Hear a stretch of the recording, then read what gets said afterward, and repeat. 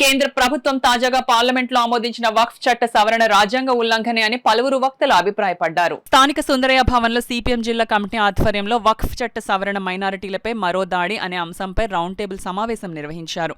CPM జిల్లా కార్యదర్శి కరణం ప్రసాదరావు అధ్యక్షతన జరిగిన ఈ సమావేశంలో ప్రముఖ న్యాయవాది జవహర్ అలీ మాట్లాడుతూ వక్ఫ్ చట్టంలో 44 సెక్షన్లు సవరించారని తెలిపారు.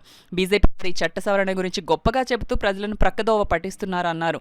వక్ఫ్ అనేది స్వతంత్ర ప్రతిపత్తి కలిగిన సంస్థ అన్నారు. బీజేపీ చర్యలు మైనారిటీల లక్ష్యంగా ఉన్నట్లు కనపడుతున్నప్పటికీ అంతిమంగా రాజ్యాంగంపై జరుగుతున్న దాడిగా చూడాలన్నారు.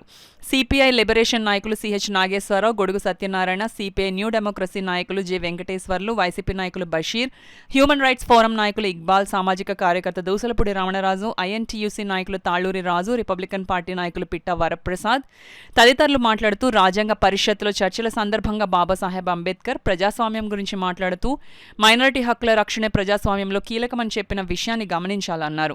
వక్ఫ్ చట్ట సవరణ రాజ్యాంగంపై జరుగుతున్న దాడిగా చూడాలన్నారు. విస్తృత ప్రజా సమీకరణతో బీజేపీ విధానాలను తిప్పికొట్టాలని పిలుపునిచ్చారు. ఈ సమావేశానికి సిపిఎం జిల్లా కమిటీ సభ్యులు దువ్వా శేషబాబ్జీ ఆహ్వానం పలుకుతూ బీజేపీ దాడి ముస్లింలతో ఆగదని, యావత్ కష్టజీవుల హక్కులను హరించి కార్పొరేట్ల సంపద పెంచుతుందన్నారు. సిపిఎం నగర కన్వీనర్ పలివెల వీరబాబు వందన సమర్పణ చేశారు.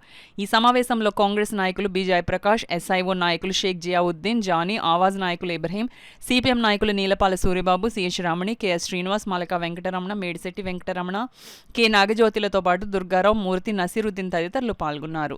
జిల్లా వ్యాప్తంగా ఉన్నటువంటి అన్ని రాజకీయ పార్టీలు అలాగే స్వచ్ఛంద సంస్థలతోటి ఇటీవల కేంద్ర ప్రభుత్వం చేసినటువంటి మైనారిటీ వ్యతిరేక చట్టం ఏదైతే వక్ఫ్ బోర్డు ఉందో, మైనారిటీలకు అన్యాయం చేసే విధంగా ఉందో దాన్ని వ్యతిరేకిస్తూ సిపిఐఎం పార్టీ ఈరోజు ఈ జిల్లా స్థాయి రౌండ్ టేబుల్ సమావేశం జరపడం జరిగింది.